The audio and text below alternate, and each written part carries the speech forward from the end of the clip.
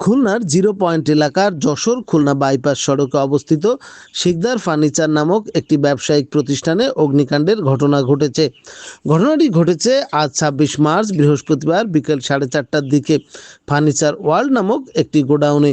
প্রতিষ্ঠানটির মালিক মোহাম্মদ মামুন জানান, বৈদ্যুতিক শর্ট সার্কিট থেকে আগুনের সূত্রপাত হতে পারে বলে প্রাথমিকভাবে ধারণা করা হচ্ছে।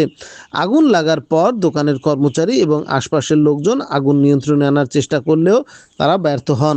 পরে দ্রুত ফায়ার সার্ভিসকে খবর দেওয়া হলে প্রথমে 4টি ইউনিট ঘটনাস্থলে পৌঁছে আগুন নেভানোর কাজ শুরু করে। পরিস্থিতি নিয়ন্ত্রণে আনতে পরে আরও 2টি ইউনিট যোগ হয়।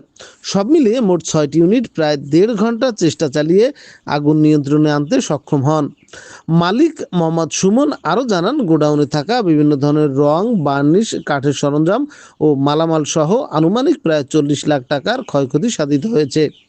সূত্রপাত হলো আপনার 4:20-এর দিক থেকে শর্ট সার্কিটের মাধ্যমে আগুন লাগিয়ে আমাদের অফিস রুমের ভিতরে রং ছিল, যেটা ফার্নিচার তৈরির ব্যবহৃত যে রংগুলো, ওই রং থেকে আগুন আরো দ্রুত ছড়াই পড়ে। কারণে আগুন ছড়াই পড়ে আমাদের অফিস তৈরির ভিতরে ডেকোরেশন করা, এগুলো সব কিছুই, কম্পিউটার যাবতীয় সব কিছুই